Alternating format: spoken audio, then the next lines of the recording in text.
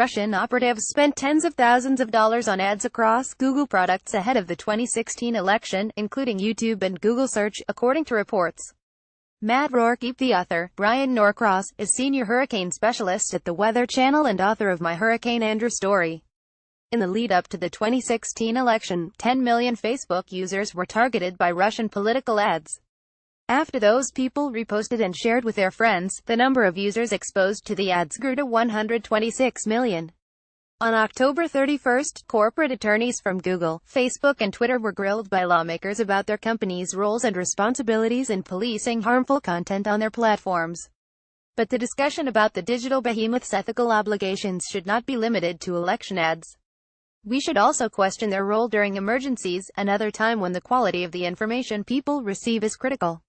What part should Facebook, Google, and Twitter be expected to play during a mega emergency? Even though people don't watch TV like they used to, television remains the most important medium in a weather emergency.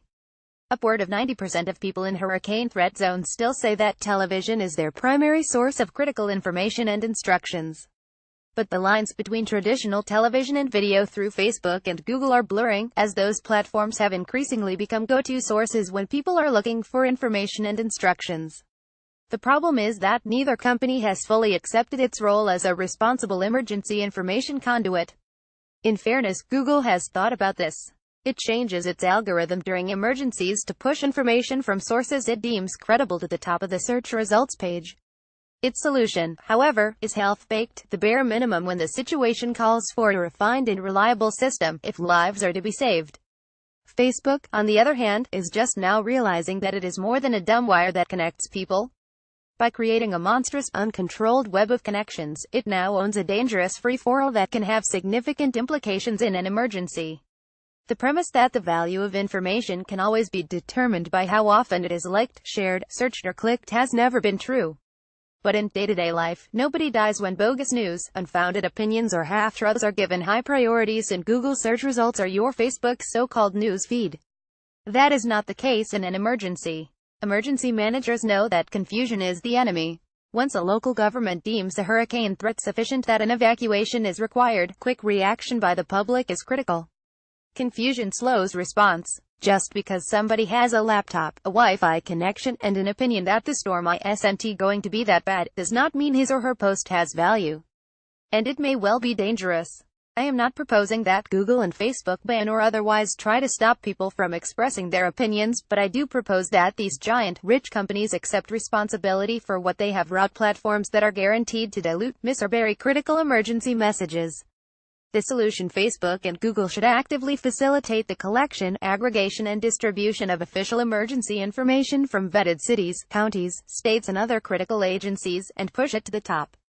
They have the means and they have the technology.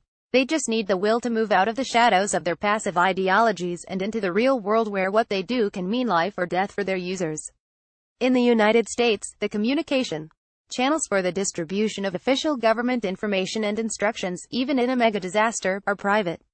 Traditionally, this has meant that radio and television broadcasters, and to some degree newspapers, have been the conduits by which critical information reaches the public. But times change. Now, Facebook and Google are the richest U.S. companies operating channels through which Americans receive information. With power comes responsibility. Just because the law doesn't yet require non-broadcasters to operate in the public interest, huge successful companies are not excused from doing everything they can to save lives.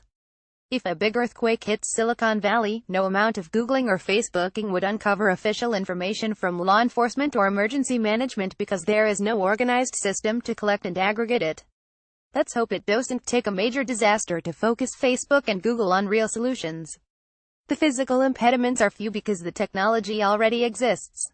All that is required is some emergency communications expertise and the will to make a difference when it really counts. None of this takes broadcasters off the hook, but there is a reality. The Telecommunications Act of 1996 crippled American broadcasting by turning stations into commodities that could be stripped to the bone without regard to public service. The bottom line is broadcasting has been hobbled to the point that it cannot begin to meet our country's emergency communications needs if disasters return on a frequency and scale that we saw in first 3/4 of the 20th century. Fortunately, Facebook and Google can fill some of the gap. But they have to step up to do it. Read more. 5 years after Sandy, and NWS communication is still a pile of mush. The Hurricane Center creates great forecasts, but its communication gets in the way if it quacks like a hurricane. Time to rethink our terminology.